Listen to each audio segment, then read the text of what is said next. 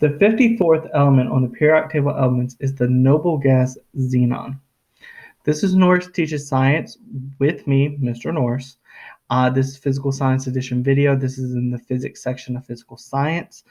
Today we're going to talk about electrical circuits, which continues talking about electricity. So your goal for this video is to say I can explain the difference between the types of circuits and how charges interact in those circuits.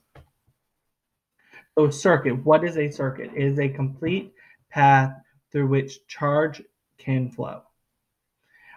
We use circuit diagrams to understand the paths, which means that we have these symbols that represent different parts of the circuit.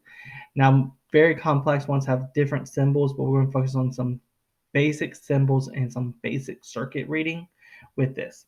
Now, there's four types of circuits: open, closed, series, and parallel. You can have an open series and an open parallel, or a closed series and a closed parallel, but you can't have an open closed and you can't have a series parallel.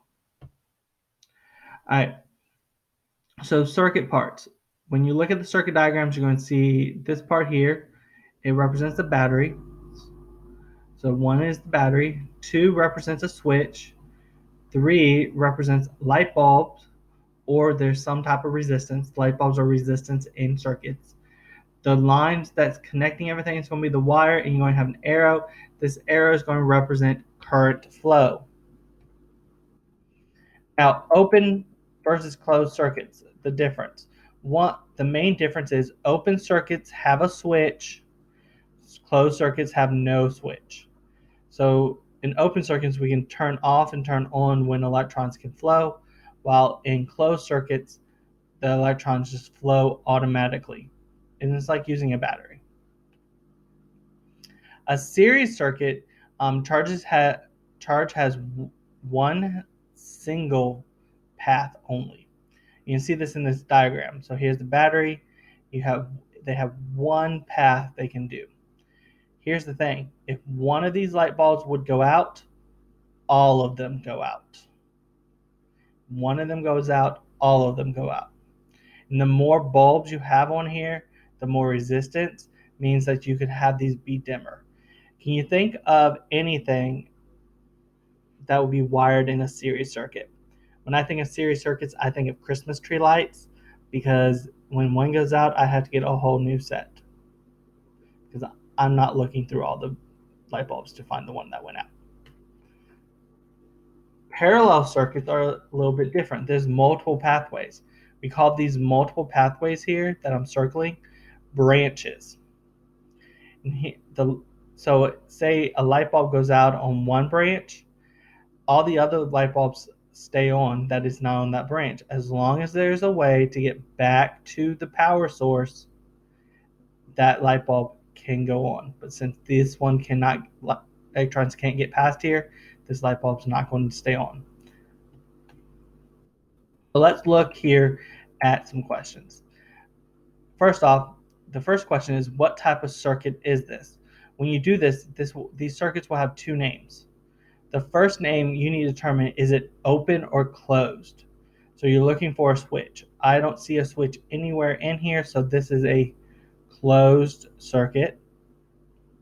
And then you're looking at, does it have branches or just one single path?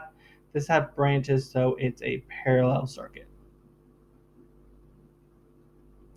All right. Number 2, if light bulb C goes out, here's C, what happens to all the other ones? So C is right here. So if C goes out, let me get a different color. Let's get red. If C goes out, it no longer works. What happens to all the other ones? They're going to stay on. Why are they going to stay on? Because all the other ones have a way to get back to the power source. So let's erase that. All right, get the red back. Now we're going to look at light bulb E.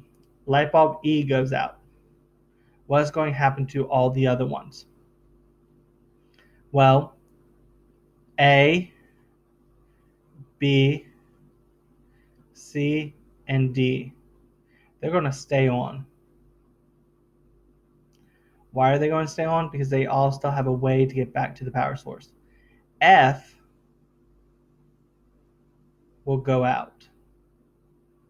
Why will F go out? Because F is being electrons are being blocked by E. Because E went out and F is on the same branch as E, F has to go out as well. All right, let's get the eraser and erase my thing. I just erased everything. It's okay. All right.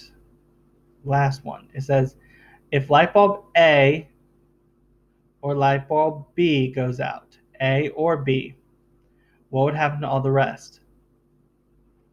They were all go out. What happens? Say if B goes out, you have your electrons that are going along, they hit B, it's a wall. They can't go anywhere. So they can't get back. Same thing with A. Say if B wasn't out, everything goes through, but it gets to A blocks it and you can't get a power source. The electrons have to be able to get back to the power source for the light bulb to stay on. And that's a little bit about electrical circuits. Go read some, go look at some, but come back for another video, and Mr. Norris is out.